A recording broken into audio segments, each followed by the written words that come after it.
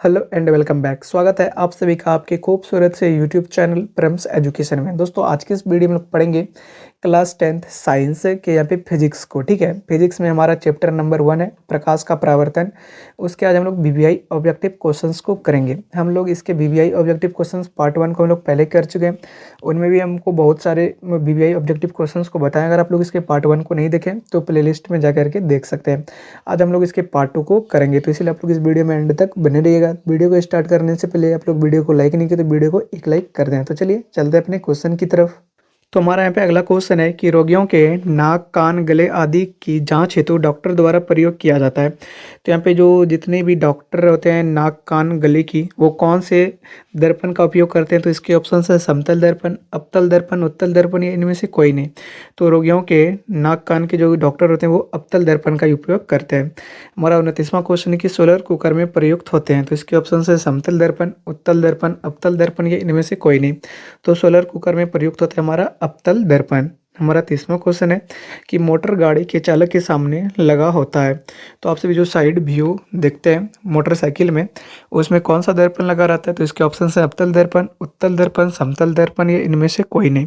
तो मोटर गाड़ी के चालक के सामने हमारा उत्तल दर्पण यहाँ पे लगा होता है। 31वां क्वेश्चन है कि प्रतिबिंब की ऊंचाई तथा वस्तु की ऊंचाई के अनुपात को हम लोग क्या कहते हैं? तो इसके ऑप्शंस हैं संवर्धन, आवर्धन, प्रवर्धन, या पार्श्विक विस्थापन।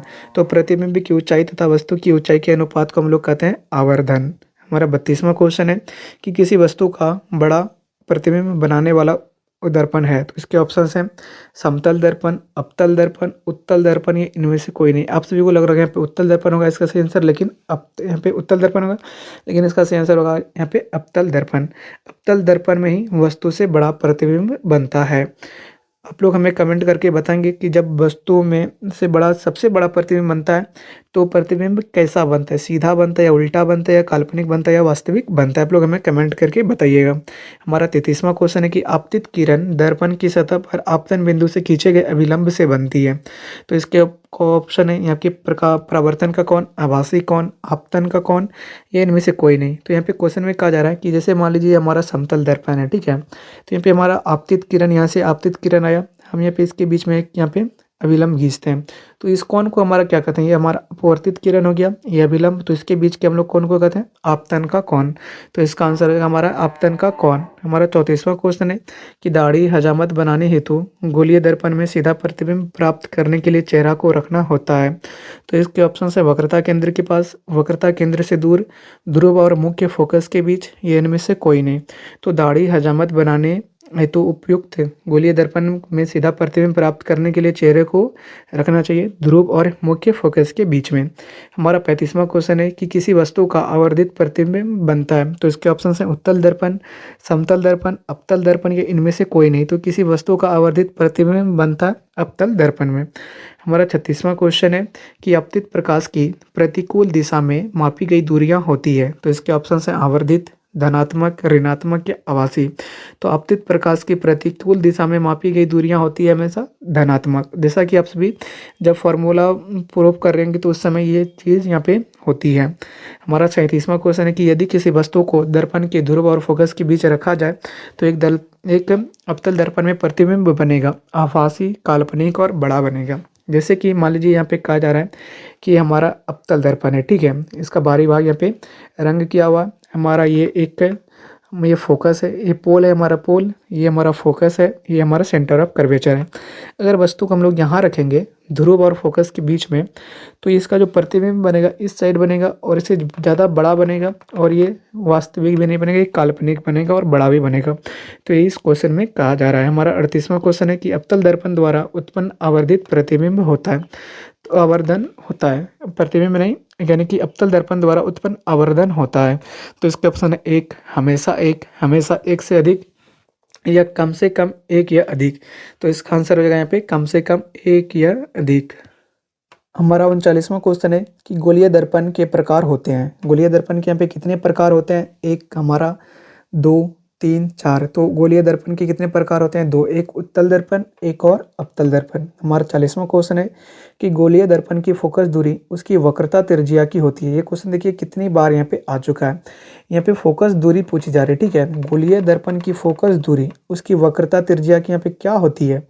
तो जो फोकस दूरी होती है वो वक्रता त्रिज्या की यहाँ पे हमारी आधी होती है। हमारा 41वां क्वेश्चन है कि एक अवतल दर्पण द्वारा आभासी प्रतिबिंब बनाने के लिए वस्तु को रखना चाहिए दर्पण के पीछे उसके ध्रुव और फोकस के बीच, वक्रता केंद्र पर, सामने इसके ध्रुव और फोकस के बीच, या परावर्तन कोण पर। तो एक अवतल दर्पण द्वारा आभासी प्रतिबिंब बनाने के लिए वस्तु को रखना चाहिए उसके सामने और ध्रुव और फोकस के बीच, जैसा कि मैंने आपको थोड़े से इसके पहले इमेज फॉर्मेशन करके बताई थी। हमारा 42वां क्वेश्चन है कि एक दर्पण की फोकस दूरी का मान ऋणात्मक है, ठीक है, तो उसका दर्पण क्या होगा? तो जिसकी फोकस दूरी यहाँ पे ऋणात्मक होगी उसकी यहाँ पे दर्पण कौन सा होगा? तो इसके ऑप्शन है उत्तल, अवतल, समतल या इनमें से कोई नहीं। तो जिसकी फोकस दूरी यहाँ पे निगेटिव होगी वो होगा अवतल दर्पण। हमारा 43वां क्वेश्चन है कि सौर भट्टी यानी कि सोलर फर्नेस में प्रयुक्त होता है। तो इसके ऑप्शन है अवतल, उत्तल, समतल या इनमें से कोई नहीं। तो सोलर फर्नेस में यहाँ पे प्रयुक्त होता है अवतल दर्पण। हमारा 44वां क्वेश्चन है यहाँ पे कि किसी वाहन का पार्श्व पृष्ठ दर्पण यानी कि जो रियर व्यू इमेज है, ये मिरर है वो क्या किस किस क्या कौन सा दर्पण होता है? तो इसके ऑप्शन है अवतल दर्पण, समतल दर्पण, उत्तल दर्पण या उत्तल या अवतल। तो किसी वाहन का पार्श्व पृष्ठ दृश्य दर्पण देखने के लिए वो आगे जो लगा रहता है वो उत्तल दर्पण यहाँ पे लगा होता है। हमारा 45वां क्वेश्चन है किसी कार का अग्रदीप, तो इसके ऑप्शन है उत्तल दर्पण का बना होता है, अवतल दर्पण का बना होता है या समतल दर्पण का बना होता है, इनमें से सभी है कोई भी। तो कार का जो अग्रदीप है यानी कि हेडलाइट वो अवतल दर्पण का बना होता है। हमारा 46वां क्वेश्चन है कि एक बेलनाकार दर्पण संयोजन है। तो इसके ऑप्शन है उत्तल दर्पण और समतल दर्पण का, समतल दर्पण और उत्तल दर्पण का, समतल दर्पण और उत्तल दर्पण का, और यहाँ पे इनमें से कोई नहीं। तो एक बेलनाकार दर्पण का संयोजन है समतल दर्पण और उत्तल दर्पण का। हमारा 47वां क्वेश्चन है कि किसी वस्तु का वास्तविक तथा वस्तु से बड़ा प्रतिबिंब बनाने वाला दर्पण है। तो इसके ऑप्शन है उत्तल दर्पण, अवतल दर्पण, समतल दर्पण या इनमें से कोई नहीं। तो किसी का वास्तविक तथा वस्तु से बड़ा प्रतिबिंब बनाने वाला दर्पण वो भी कौन है? अवतल दर्पण ही है। और हमारा दर्पण सूत्र यहाँ पे क्या होता है? तो दर्पण सूत्र का ऑप्शन है यहाँ पे 1 बराबर F बराबर 1/V प्लस 1/U, या 1/V बराबर 1/U प्लस 1/F, या 1/V प्लस 1/U बराबर 1/F, या इनमें से कोई नहीं। तो इसका आंसर होगा 1/V प्लस 1/U बराबर 1/F। तो अब यहाँ पे इसका सही आंसर सी हो जाएगा। हमारा 49वां क्वेश्चन है कि आभासी या काल्पनिक तथा वस्तु के आकार का प्रतिबिंब वाला दर्पण है।